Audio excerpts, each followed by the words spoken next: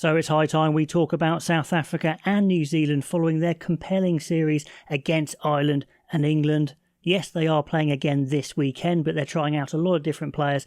I think those two series are the big ones that tell us an awful lot. And there's definitely areas to work on. I mean, they are still the two favourites to win the Rugby Championship. There's some good areas there, some strength, but definitely some things they're going to want to improve. And I've been sent a clip by the Rugby Paper podcast of Schalk Brits, the former Springbok hooker, of course, talking about how they are building from a base and they should get better. They've kind of gone back to the start, if you like, on the way they play. So let's listen to Mr. Brits, and I'm going to come back and talk about the areas I think they need to improve, talk about their players and what their best team is going to be. And so in the first test, from a South African perspective, it was amazing to see that Tony Brown has brought in a different variations from attacking perspective.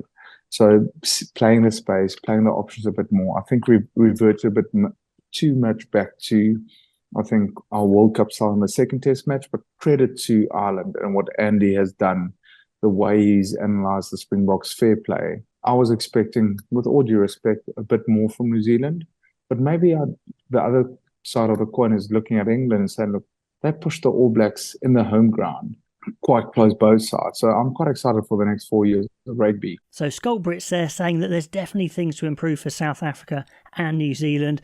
And South Africa, first of all, I think they are a bit more advanced than New Zealand because, of course, they've got the same head coach in Rassie Erasmus, but there are some changes there, and also some nasty injuries are not going to help them in the Rugby Championship. We saw some real injuries in that last Ireland test. Mostert with a leg break and Marks, that horrible croc roll. I don't know why they still do that, especially because they know it's illegal now. It was a horrible thing before anyway. Colby's out, Pieter-Steph du Toit's in a race against time, so that's going to be a tough one because all four would have been in the strongest 23. Talking of new coaches, we've got Tony Brown, we've got Jerry Flannery, and Tony Brown with the attack. We could see they were getting width fairly well in that first test when they had Pollard and LaRue at fullback, but in the second test, that went off a bit. Of course, LaRue got injured early on, and towards the end of that second test, their attack kind of went out the window, and they were just booting up high balls.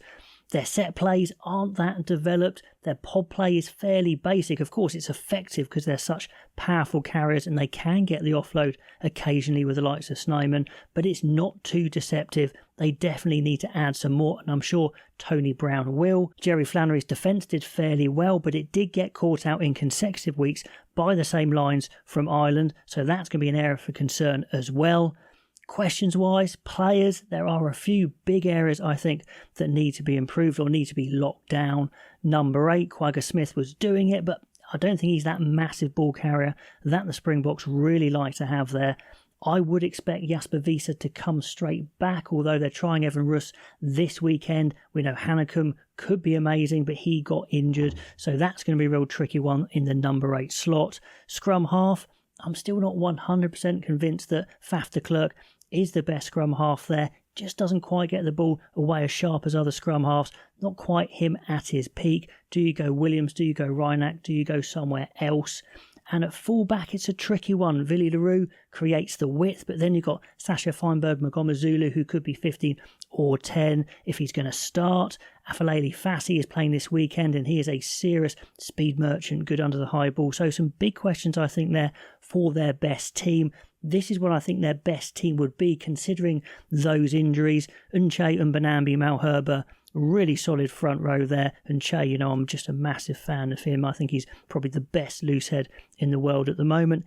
Etzebeth with Snyman, with Mostert injured. They like to use Snyman off the bench, but let's see if he can make that impact from the start. Khaleesi came back showing I am still a top quality open side. His carrying was phenomenal, so explosive. Just shows that sometimes form playing in France or say Ireland for club sides doesn't translate back into the Springboks, and they can step it up when they come back into that setup. If Pieter-Steph du Toit is out, then I think Dixon needs to step up. I expect all those players who are playing against Portugal at the weekend to actually look really good.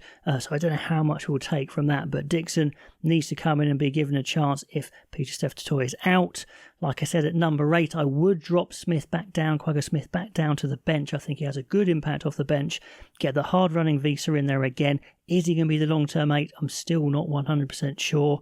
At 9, I think we need to change up to see if they can play a bit faster with Grant Williams at 9, maybe Reinach on the bench, de Klerk giving a bit of a shake-up to say you're not nailed down.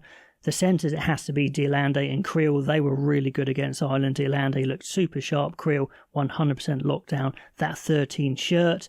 If we have an injury to Colby, who goes with Arenza, who of course is going to start? Well, I think you bring back in the veteran Mapimpi, or do you go for a new guy? Let me know. But I think Mapimpi comes in.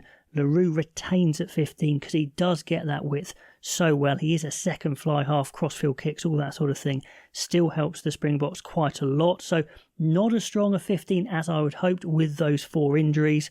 A hooker, I think Grobbelaar comes in to see if he can create some impact. Steenkamp I was super impressed with against Ireland. His scrummaging is phenomenal.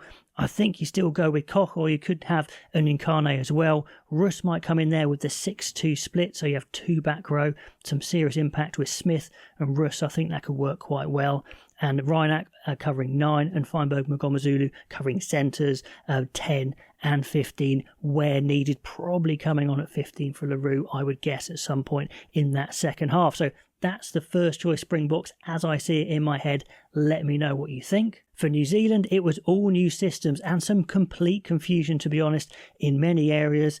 Their set plays, their set attacks were full of mistakes, players not quite knowing where they should be, rushing things, maybe a bit of panic as well because it's the first game, and just straight forgetting calls as they admitted. I mean, Scott Robertson is so honest. You've got to love his honesty. They were all over the place. The line out, a complete mess. But that being said, they still won. They still had the grunt. Their forwards were still very strong. The scrum was incredibly strong. And that's why England are kicking themselves, because in many ways the All Blacks were a complete mess because they're starting from a complete new playbook. But they were, got out of jail, if you like, by some genius from the likes of D-Mac. His counter-attack is amazing. Chips and go. Beauden Barrett coming on, rescuing them a bit. So there is lots of quality there, but they're going to want to be a lot better in all their key areas, the line out, their set plays, their handling, all that sort of stuff. But the counter-attack was pretty good and the scrum was very good, and they are pretty strong and beastie up front, although the question would be, do they need to play around with the balance? The second row, is it all a bit too lumpy? Do they need some more athletic ability there? Of course, they've been spoilt there with a perfect combo of Whitelock and Retallick, and now they don't have that. I would start one of maybe Tuipulotu and Scott Barrett, but Scott Barrett's the captain, so that's tricky. The balance in the back row, I still don't know if that's 100% correct. I mean, Finau did pretty well, but you wouldn't say he nailed it down. Same with Papali'i. Surveyor has to be there somewhere, but is he 8? Is he 7? Do you use Jacobson as a big 7? Satiti, are we going to see his explosiveness at number 8? So definitely room to juggle around in the back row. At 9, I'm still not 100% sold on Christie. A really good defensive performance against England, but does he get the ball away quick enough? That's a question. I think Mackenzie's got it locked down. He looked really good. He's going to grow into that role. He's got the talent.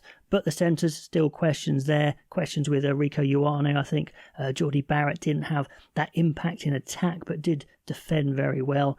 And the back 3 as well. Reece maybe not his best tour. Talea looked pretty good. They started with Perifetta, but Beauden Barrett is just basically a better player. So loads of questions there on balance, on selection.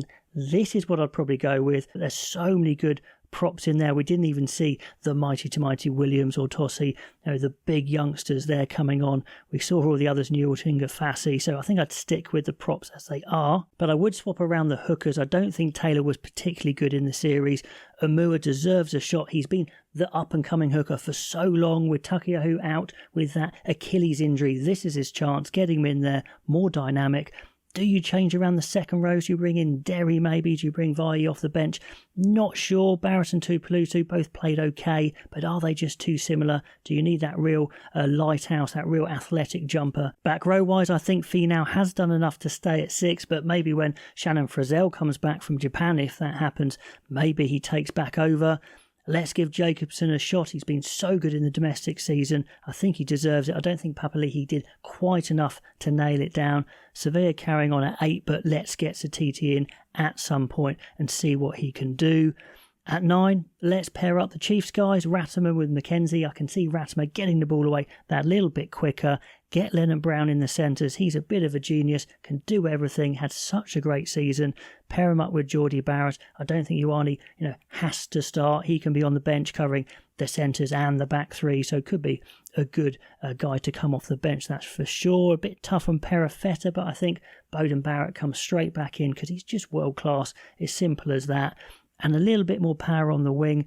Getting Clark there for Reese, a bit tough on Reese, but I think you need that absolute threat there of Clark, and he's got better and better for the Blues as he's come back, back into the fold for New Zealand. Let's see what he can do, along with Talea, who was great, so slippery, always getting away from tackles. Papali'i drops to the bench. Fakatava comes onto the bench to see what he can do. Christie, like I said, he's good, but is he top quality? Fakatava has that impact, so let's get him in there with Ioane. That's my 23 for the All Blacks to go into the Rugby Championship. They're going to need to tidy up their systems a lot, that is for sure. I think I'm a little bit happy with this team, although I still think there's players to come back into this. The likes of Will Jordan could come back into it. Certainly Cam Roygaard, when he's fit again, might come back into 9. So I don't think this is the finished article, but I'm a bit happier with the way that this might set up. Anyway, let me know where you think South Africa need to improve, New Zealand need to improve with their play, with their team. Pop all those comments below, and I'll catch you next time.